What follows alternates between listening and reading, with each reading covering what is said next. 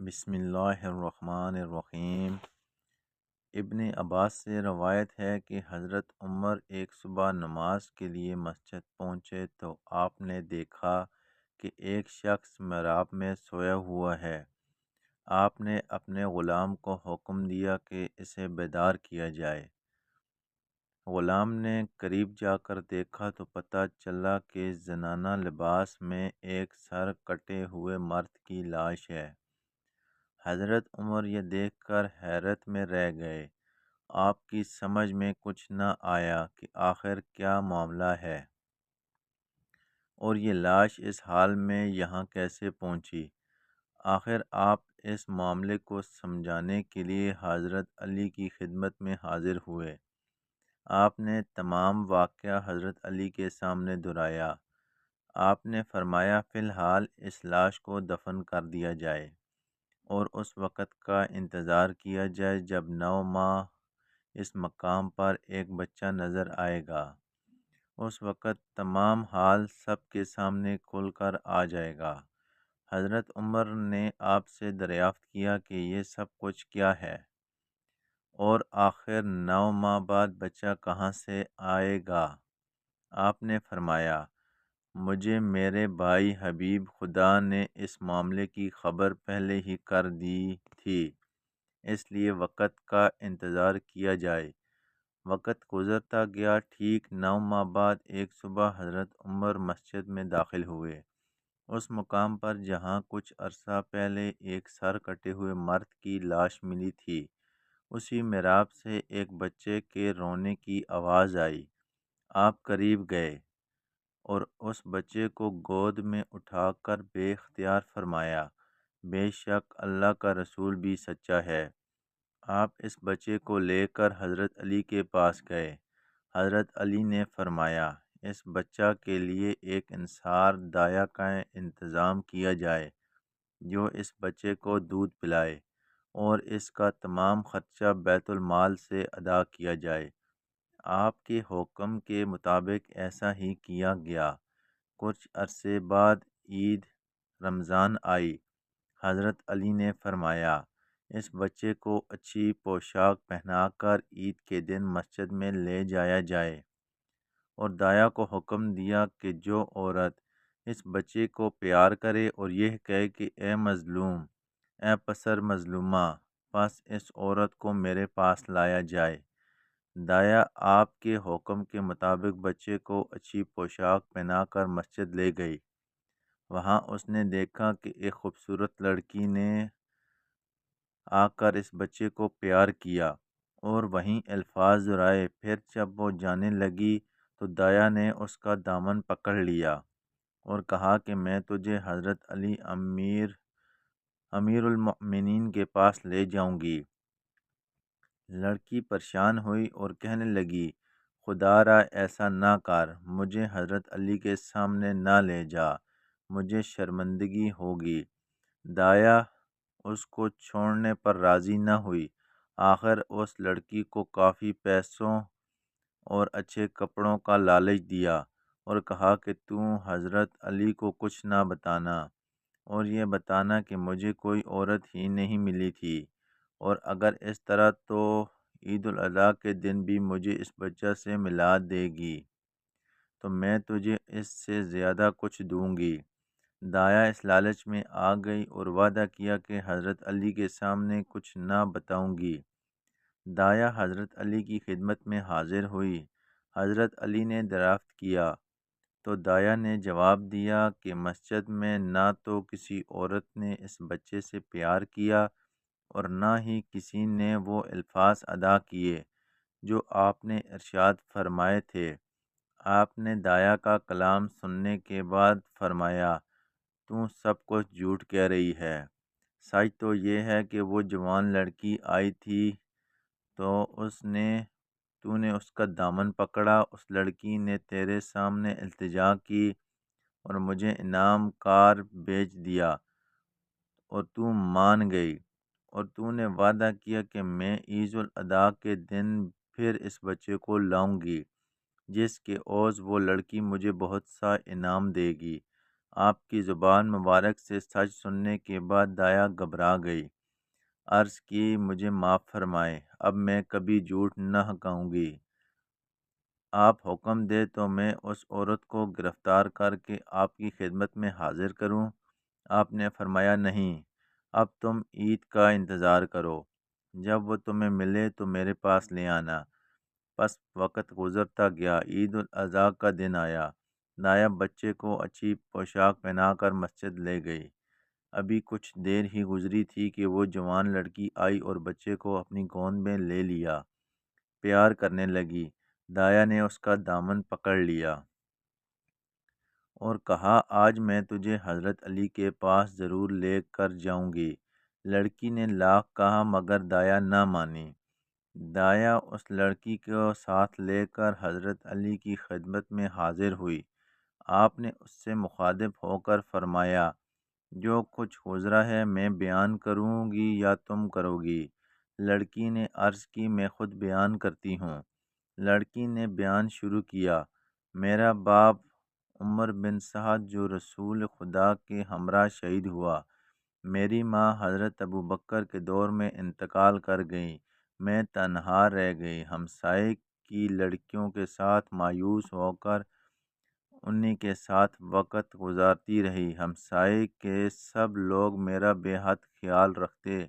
ایک دن کا ذکر ہے کہ میں ہمسائے کی لڑکیوں کے ساتھ بیٹھی تھی کہ ضعیف عمر کی عورت، ایک ہاتھ میں لاٹھی اور دوسرے ہاتھ میں تسبیح تھی، ہماری طرف آئی، سب لڑکیوں سے ملی، سب کا نام دریافت کیا، سب کی خیریت دریافت کی، آخر مجھ سے ملی، میرے نام پر دریافت کیا۔ میں نے بتایا کہ میرا نام جمیلہ ہے، میرے باپ عمر بن سعد تھے جو شہید ہو چکے ہیں، میری ماں بھی انتقال کر چکی ہے۔ اس بڑھیا نے پوچھا، کیا تیری شادی ہوئی ہے؟ میں نے کہا نہیں۔ یہ سن کر کہنے لگی کہ تو کیسی لڑکی ہے کہ بغیر شوہر کے زندہ ہے؟ میرے حالات سن کر رونے لگی اور مجھ سے ہمدردی جتانے لگی۔ مجھ سے کہنے لگی کہ اگر تو میری خدمت پسند کرے تو میں حاضر ہوں۔ میں نے بھی ہاں کر دی۔ اس بڑھیا نے کہا کہ ایک شفیق ماں کی طرح تیرا خیال رکھوں گی، تجھے کوئی غم نہ ہونے دوں گی، تیری ہر خوشی کا خیال رکھوں گی۔ میں اس بوڑھی عورت کو اپنے گھر لے آئی، ہر طرح سے وہ میرا خیال رکھتی، میں بھی ایک شفیق ماں کی حیثیت سے اس کا احترام کرتی اور اس کا ہر طرح سے خیال رکھتی تھی۔ جب روزہ افطار کا وقت آیا تو میں نے اس کے لیے مناسب کھانے کا انتظام کیا۔ بڑھیا اس کھانے کو دیکھ کر رونے لگی اور کہا، اے دختر میں تو اللہ والی ہوں، میری یہ غذا نہیں، مجھے صرف نمک اور جو کی روٹی چاہیے، یہ میری خوراک ہے۔ عرض کیا غرض کہ اس بڑھیا نے ہر طرح سے اپنی پارسائی کا سکہ میرے دل میں اس طرح جما دیا کہ میں اسے اپنا نگہبان سمجھنے لگ گئی۔ ایک دن کہنے لگی کہ مجھے زمانے سے بڑا ڈر لگتا ہے، تو تنہا رہتی ہے، کہیں ایسا نہ ہو کہ میں حاجت کے لیے باہر جاؤں، مجھے کچھ ہو جائے، اس لیے تجھے ایک اچھے ساتھی کی ضرورت ہے جو تیرا ہر طرح سے خیال رکھے۔ اگر تم اجازت دے تو اپنی بیٹی کو لے آؤں جو تیرے ہم عمر ہے، جو کہ انتہائی متقی، پرہیزگار اور نمازی ہے۔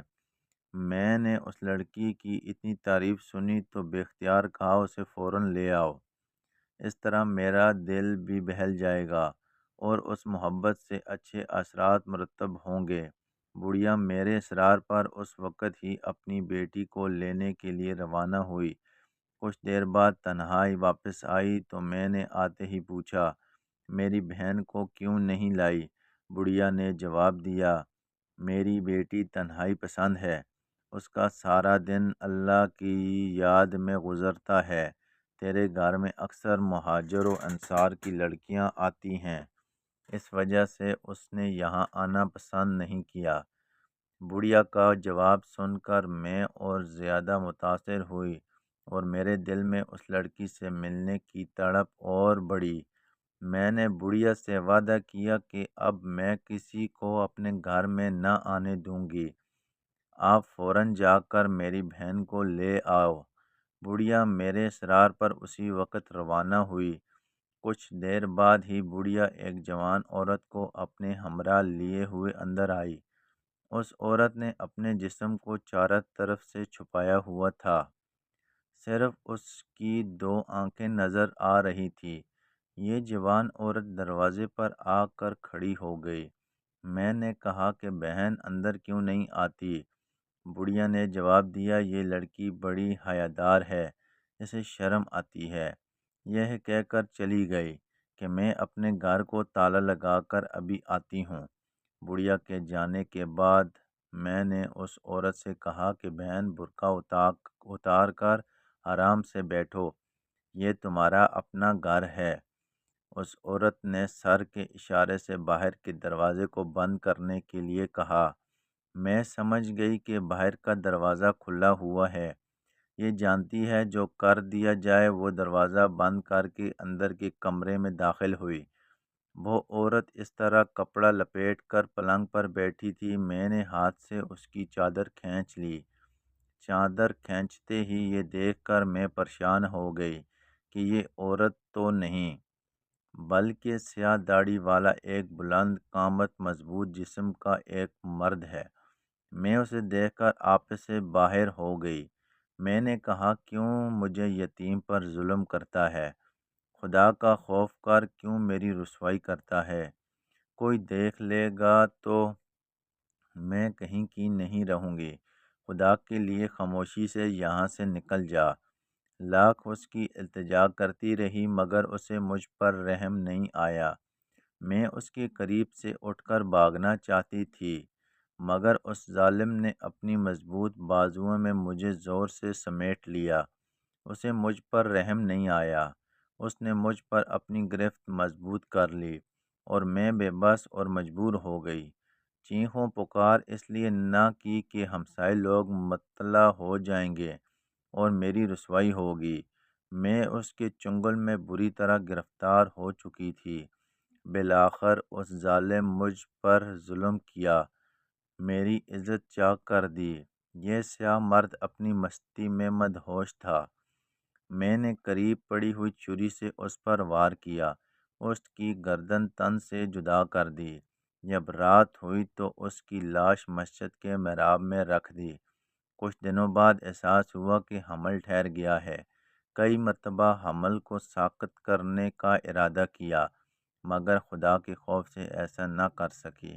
اگر یہ بچہ پیدا ہوا اسے بھی قتل کرنے کا سوچا مگر خوف خدا سے یہ نہ کر سکی۔ آخر اس بچے کو بھی اس محراب میں رکھ آئی۔ تمام حالات سننے کے بعد بے اختیار حضرت عمر نے فرمایا، خدا کے رسول بھی بچے ہیں اور آپ کے بھائی بھی بچے ہیں۔ حضرت عمر نے حضرت علی سے دریافت کیا، اب اس عورت کے لیے کیا حکم ہے؟ آپ نے فرمایا، اس مقتول کا خون بہا کچھ نہیں، کیونکہ یہ ایک گناہ عظیم کا مرتکب ہوا ہے۔ اس عورت پر کوئی حد نہیں کیونکہ اس کی رضامندی کے بغیر وہ شخص اس پر غالب ہوا۔ اس کے بعد آپ نے فرمایا، اس بڑھیا کو حاضر کیا جائے تاکہ خدا کے حق کو اس سے طلب کروں۔ حضرت علی نے داعیہ کو حکم دیا کہ بچے کو اس کی ماں کے سپرد کیا جائے۔ دوسرے دن تلاش کے بعد اس بڑھیا کو حضرت علی کی خدمت میں پیش کیا گیا۔ اب بڑھیا نے جمیلہ کو پہچاننے سے انکار کر دیا۔ حضرت علی نے فرمایا، اے بڑھیا، تو قسم کھاتی ہے کہ مجھے اس واقعہ کا کوئی علم نہیں؟ بڑھیا نے کہا، ہاں، میں روزہ رسول کی قسم کھا کر کہتی ہوں مجھے اس واقعہ کا کوئی علم نہیں۔ بڑھیا نے روزہ رسول کی جھوٹی قسم کھائی تھی۔ قسم کھاتے ہی اس کا چہرہ سیاہ ہو گیا۔ حضرت علی نے فرمایا، اے بڑھیا، اپنا چہرہ آئینے میں دیکھ۔ بڑھیا نے اپنا چہرہ دیکھا تو فریاد کرنے لگی اور حقیقت کا اعتراف کیا کہ میں سب کچھ جانتی ہوں اور میری ہی وجہ سے سب کچھ ہوا ہے، اب مجھے معاف فرمائے، میں اپنے کردار سے تائب ہوں۔ حضرت علی نے دعا فرمائی، اے خدا، اگر یہ عورت سچ کہتی ہے اور در حقیقت تائب ہوتی ہے تو اسے پہلے حال میں پلٹا دے، مگر اس چہرے کی سیاہی ختم نہ ہوئی تو حضرت علی نے فرمایا اسے ملونہ تو کس طرح تائب ہوئی ہے کہ خدا نے مجھے معاف ہی نہیں کیا۔ پھر آپ نے فرمایا اس بڑھیا کو مدینے سے باہر جا کر رجم کر دیں۔ اگر کوئی اس ویڈیو میں غلطی ہوئی ہو تو کمنٹس میں ضرور بتائیں۔